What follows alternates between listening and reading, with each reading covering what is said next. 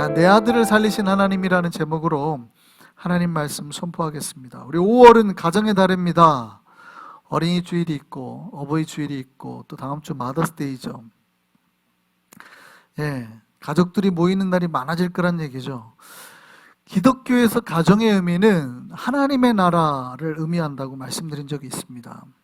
그래서 가정은 사랑과 희생으로 세워지고 유지되는 것입니다.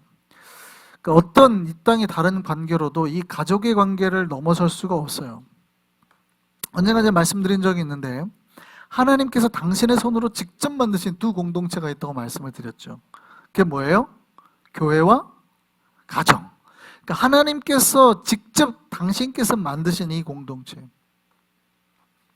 그러니까 이 공동체를 파괴하는 것을 하나님께서 제일 싫어하시는 거예요. 그러니까 여러분이 개모임을 하다가 파괴가 됐어요. 그것도 나쁘죠. 네, 그것보다 제일 나쁜 건 뭐예요? 그 개모임은 누가 만들었어요? 교회 회원이 만들었겠지. 그런데 하나님께서 직접 만드신 조직, 공동체는 교회와 가정이에요. 그래서 우리가 교회와 가정이 하나님의 은혜와 사랑 가운데 잘 나아갈 수 있도록 우리가 끊임없이 노력해야 됩니다. 우리의 교회와 가정이 그렇게 되기를 소망합니다. 한성교회의 모든 가정이 하나님께서 원하시는 가장 아름답고 거룩하고 복된 모습 되기를 소망합니다. 또한 그 가정 안에는 질서가 있어야 됩니다. 사랑과 화목으로만, 화평으로, 희생으로 세워지지만 질서가 있어요. 말씀이 있고 이 말씀에 순종해야 됩니다. 그러니까 이 질서가 깨지면 관계가 깨져요. 무슨 얘기냐면 하나님께서 처음에 아담과 하와의 가정을 만드셨잖아요. 가정을 만드시고 난 다음에 하나님께서 질서를 주셨어요. 말씀을 주셨단 말이에요. 그런데 말씀에 불순종하니까 결국 어떤 일이 벌어져요? 말씀에 불순종함으로 관계가 깨지고 화목이 깨지더라는 거예요. 분명히 하나님께서 아담과 하와에게 뭐라고 그랬어요? 동산 중앙에 있는 선악과를 먹지 말라고 말씀하셨거든요. 먹으면 죽게 되니까 반드시 죽으리라. 먹지 말라 했거든요. 그런데 아담과 하와가 먹었단 말이죠. 잘 보세요. 불순종했더니 질서가 깨지고 하나님 말씀을 안 들었더니 관계가 파괴됐잖아요. 그런데 부부 사이는 좋았어요? 나빴어요? 그때까지만 해도 좋았어요. 그때까지만 해도 좋았어요. 하나님과의 관계가 깨질 때 합력하여서 하나님과의 관계를 깨달으라는 거죠. 하와가 자기가 먹던 선악과를 누구에게 줘요? 자기야, 너무 맛있다. 이거 먹어봐. 그러니까 부부가 화목해서 합력해서 하나님의 말씀을 같이 깨달으라는 거죠. 자기야, 먹어봐. 그러니까 아담이 뭐라고 그래야 돼요? 거기서 혼냈어야 되거든요. 당신 이거 뭐 어디서 가져왔어? 하나님 먹지 말라는 거 몰랐어? 이래야 되는데 뭐예요? 맛있겠다. 같이 먹죠. 부부 사이가 굉장히 좋았다는 거예요. 자, 부부 사이가 굉장히 좋았죠. 그렇게 합력해서 하나님과의 질서가 깨졌더니 어떻게 해요? 갑자기? 그때부터 싸우기 시작하죠. 아담이 이래버립니다. 아니, 내가 언제 달라고 했습니까? 하나님? 당신께서 주신 저 여자가 딱 그러죠. 갑자기 그때. 저 여자가 나한테 준 거예요. 나는 사실 무죄예요. 이렇게 말하기 시작하죠. 저 여자가 이렇게 말합니다. 그 전까지만 해도 내 뼈 중에 뼈요 살 중에 살이요 했던 사람이 뭐예요? 가정에 물론 화평과 사랑과 희생이지만 그 안에도 뭐가 필요해요? 질서가 필요하고 말씀이 필요하고 순종이 필요하다. 이거를 갖다 따르지 않았더니 가정의 화평과 사랑이 깨지기 시작하더라. 우리 가정에 질서도 넘치기를 소망합니다. 그러니까 우리 가정이 평화와 화평과 사랑과 희생이 있어야 되지만 질서와 순종으로도 세워지는 가정 되기를 소망합니다. 이럴 때 우리 가정이 잘 세워지는 거예요. 오늘 본문은 우리가 잘 알고 있는 사르밧 과부의 이야기입니다. 이 이야기는 선지자 엘리야와 관계가 있습니다. 하나님께서 엘리야에게 그 땅에 가뭄이 있을 것이라고 말씀하셨고 그 가뭄이 수년이 지속될 거라고 말씀하셨어요. 이 가뭄이 몇 년 갔어요? 이 가뭄이 몇 년 갔어요? 몇 년 갔다고 돼 있어요? 성경에? 3년 갔다고 돼 있죠. 3년간 또 되어 있어요. 이 가뭄을 끝낸 사건이 뭡니까? 그러니까 이 가뭄, 엘리야 사건을 중심으로 이 가뭄을 끝낸 유명한 사건이 있죠. 이 가뭄을 끝낸 3년간 지속됐던 이 가뭄을 끝낸 사건이 뭐예요? 그렇죠. 갈멜산 사건이죠. 하도 지속되니까 도대체 누구 어느 신이 맞는지 우리 싸워보자. 그래서 갈멜산에서 모여. 그랬죠. 그리고 엘리야가 딱 3년 만에 등단을 하고 거기에 바알 선지자 몇 명이요? 450명. 아세라 선지자 몇 명이요? 400명. 850대 1로 싸우죠. 엘리야가 줍니다. 하루 종일 줍니다. 아침부터 저녁 소지할 때까지 거의 저녁 시간 5시 다 넘어서까지 자기네들 시간을 가졌어요. 막 점심때가 지나가니까 불이 안 내려오니까 막 칼 들고 자해하고 피 흘리고 막 해도, 그러니까 엘리야가 막 웃잖아요. 엘리야 굉장히 성격이 독해요. sarcastic하다고 말씀드렸죠. 제가 좀 이따 또 말씀.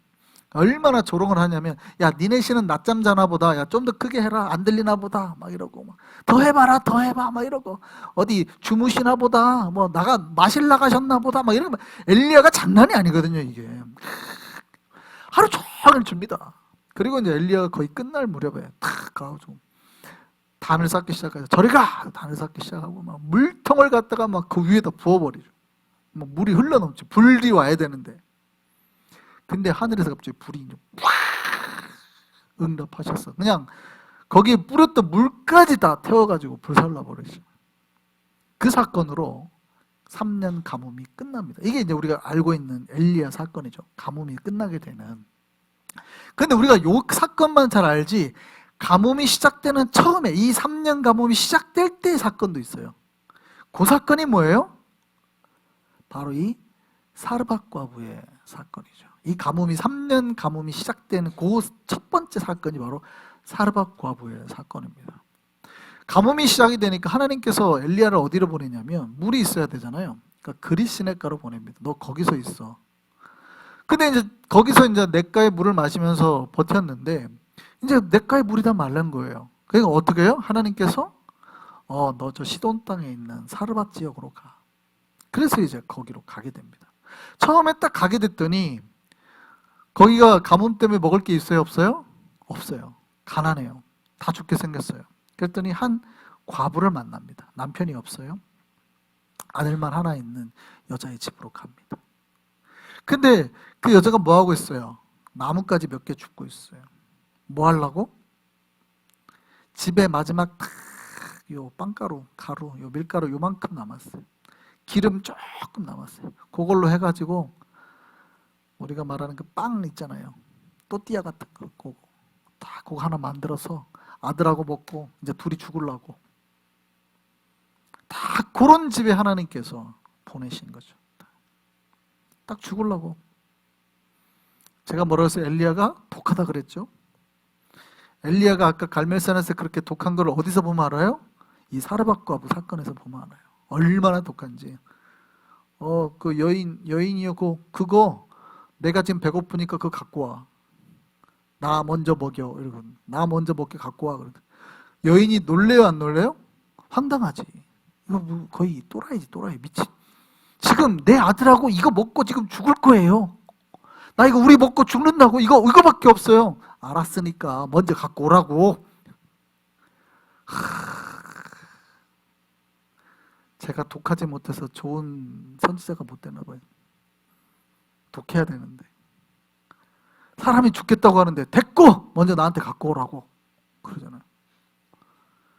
그렇게 하면 하나님께서 당신의 통과 병에 복을 주실 것이다. 이 가뭄이 끝날 때까지 마르지 않을 것이다. 여인이 또 그걸 순종을 하죠. 여인이 순종을 해요. 그게 이제 우리가 보통 알고 있는 사르밧 과부의 이야기입니다. 보통 우리가 여기까지 많이 알고 있죠. 그러니까 오늘 본문 전 이야기가 바로 여기예요. 그럼 오늘 본문은 어디에서 시작하냐? 바로 이 사건 이후에 시작돼요. 여러분, 이 여인은 엘리야가 와가지고 얼마나 좋았을까요? 너무 좋았죠. 딱 죽을 수밖에 없는 상황이었는데 가뭄이 끝날 때까지 매일매일 기적을 경험하니까 얼마나 좋아요. 물론 풍족하진 않지만 어쨌든 통 속에 매일, 쉽게 말하면 오늘날 우리 따지면 쌀이 있는 거예요. 쌀이 안 끊어지는 거죠. 매일매일 쌀이 있어요. 기름병이 있어요. 병이 막 계속 병 안에 기름이 넘쳐요. 기적이죠, 기적. 그러니까 엘리야가 온 게 얼마나 감사해요. 여러분 하나님의 은혜를 경험하면 여러분 삶에 막 감사가 넘치잖아요. 얼마나 좋아요. 오늘 본문은 거기서 시작해요. 그로부터 며칠이 되지 않았어요. 며칠이 되지 않아서 갑자기 아들이 아야 하더니 아프다고 하더니 갑자기 죽어버렸어요. 이 여인이 엘리야에게 뭐라고 말했을까요? 왜 오셔가지고 우리 아들을 죽게 만드셨어요? 왜 오셔? 며칠 전까지만 아들하고 둘이 그거 먹고 죽으려고 했던 여자가 왜 오셔가지고 내 아들 죽게 만드셨냐고. 당신이 죽였어. 재수 없었다는 거죠. 그 전까지만 해도 여인이 보기엔 엘리야가 왔을 땐 재수가 좋았어요. 이야, 럭키하다. 우리가 안 죽고 살아나게 됐다. 알고 봤더니 근데 저 사람이 와가지고 우리 아들이 죽었네. 재수 없네. 내가 저 교회 나가지 말았어야 되는데, 처음 나왔을 때는 은혜 받고 좋았는데 저 교회 나갔더니 재수 없네. 우리 아들한테 뭐 문제가 생겼네. 뭐 이렇게 하는 거예요. 처음에 은혜 받았을 때까지만 너무 좋아. 기적이요, 은혜요, 기쁨이요 이러다가 이 여인의 모습이 누구의 모습이에요? 우리 모두의 모습이에요. 우리 애가 하나님을 만나고 막 쌀떡이 좀 풍요로워지고 이러면 막 좋아가지고 막 하다가 막 조금 좋아지면 막 하다가 갑자기 우리에게 어떤 문제가 탁 생기거나 아들에게 문제가 탁 생기거나 이러면 갑자기 급변해가지고 하나님한테도 선지자한테도 막 당신이 와서 내 아들이 죽었어 막 이런 거죠.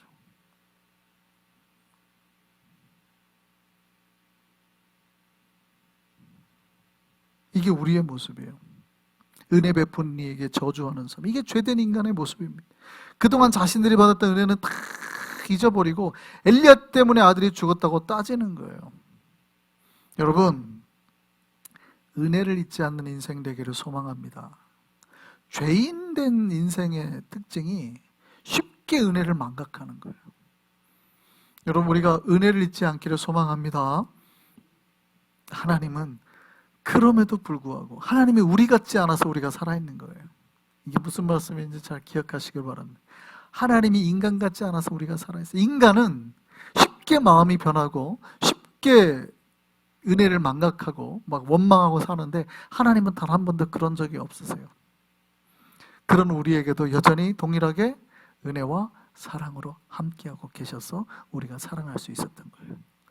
하나님의 은혜와 사랑으로 우리가 살아나게 되었습니다. 하나님께서 그런 죄인들에게 은혜를 베푸셨습니다. 엘리야가 그 여인의 아들을 데려가서 자기 다락에 누이죠. 기도하기 시작합니다. 하나님께서 엘리야의 기도를 들으시고 죽은 아들을 살아나게 하시죠. 그러니까 이제 여인이 다시 막 감격해서 드디어 내가 당신이 하나님의 종임을 알았습니다. 하나님의 사람임을 알았습니다. 이렇게 말하죠.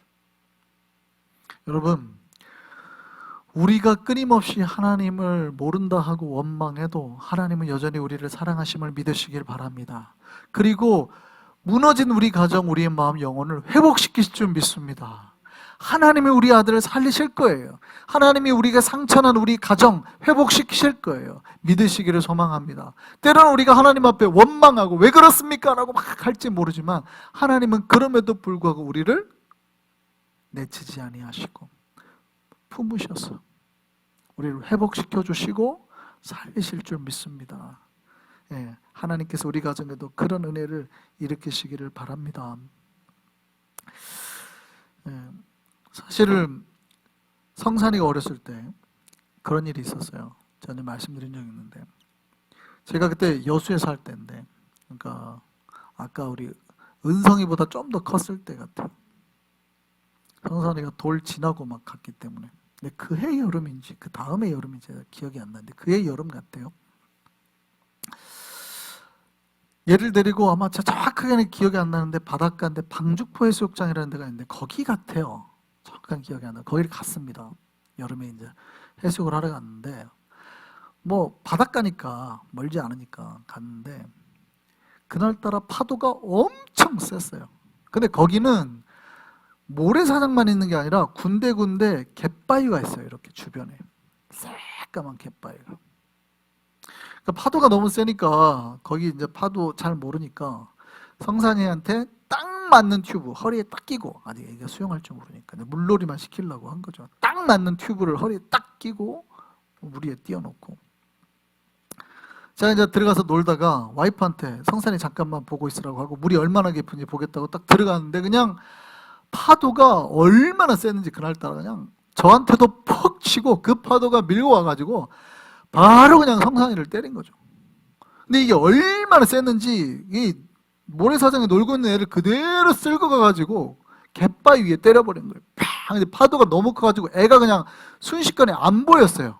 너무 커가지고 애가 뭐 이게 악할 사이도 없는 거죠. 뭐 악할 사이도 없어요. 그냥 정말 순식간에 그냥 튜브를 끼고 있으니까 쑥 끌려가더니 애가 갑자기 물속에 사라져가지고 딱 나타나는데 정말 그 순간은 너무 깜짝 놀란 거죠. 뭐 생각도 안 나요. 근데 애가 파도가 딱 사라지고 나니까 갯바위 위에 이렇게 부처님처럼 앉아있는 거예요. 이게 애가 몇 바퀴 회전을 한 거예요. 확 돌더니 뚝 하고 앉아있는데 이 양반다리를 하고 튜브를 끼고 양반다리를 하고 딱 하고 앉아있는 거지. 돌 지나가지고 얼마 안 된 애가. 깜짝 놀랐어요. 깜짝. 갔는데 아무 상처 하나 없고 정말 이렇게 애가 놀랬는지 울지도 않고 가만히 있어요. 이렇게 떡 멍해갖고 이렇게. 지금이야 웃으면서 얘기하지만, 근데 만약에 애가 공중에서 파도에 회전을 했는데 그 방향이 조금만 잘못돼서 앉는 게 아니라 머리부터 떨어졌다면 스타일 못 들어갔을 수도 있어요. 크게 다칠 뻔했죠. 이건 뭐 정말 큰일 날 뻔한 거죠. 목숨을 잃었을 수도 있어요. 하나님께서 저는 돌봐주셨다고 믿습니다. 여러분, 제가 지난번에도 말씀드렸지만 성상이가 뒤로 떨어져가지고 유리가 이렇게 뾰족하게 깨졌는데 제 바지 하나가 살렸다 그랬잖아요. 여러분 잘 생각해 보세요. 여러분의 아들, 딸 하나님께서 지금까지 살리신 적이 있습니까? 없습니까? 수없이 많죠. 수없이 많아요. 제가 운전하다가 애가 뒤로 나왔고 뒤로 차 후진하는데 툭 간 적도 있어요. 제가 놀라서 브레이크를 밟았거든. 근데 만약에 그때 안 밟았으면 어떻게 됐을까요? 저 한민이 철없는 것이 툭 가다가 어렸을 때 제가 놀라서 브레이크를 콱 밟아요. 자기는 모르고 지나가죠. 여러분, 우리 삶에 우리의 자녀를 하나님께 지금까지 지켜주셨을까요? 안 지켜주셨을까요? 지켜주셨죠. 끊임없이 우리는 하나님의 도우심 가운데 살았던 거예요. 앞으로도 그럴 겁니다. 여러분의 자녀가 애를 낳고도 하나님의 도우심으로 살게 될 거예요.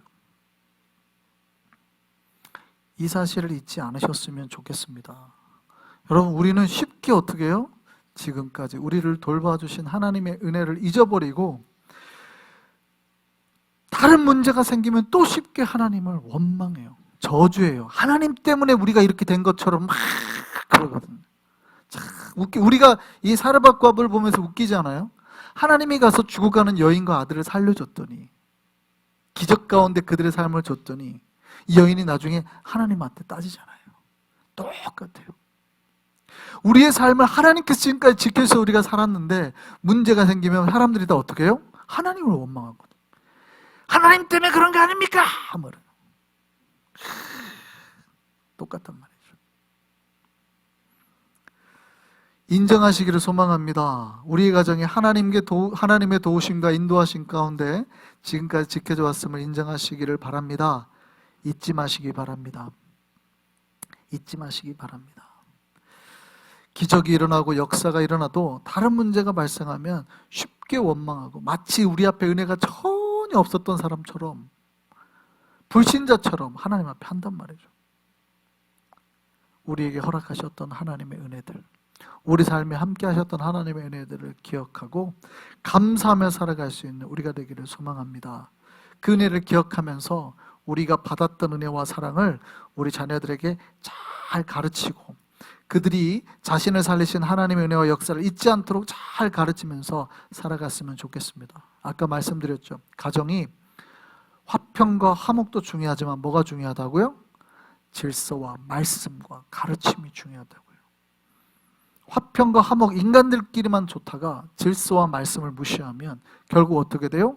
그 질서와 말씀을 무시한 것 때문에 화평과 화목이 깨지는 거예요. 라디오에 나왔던 사연 중에 이런 사연이 하나 있었어요.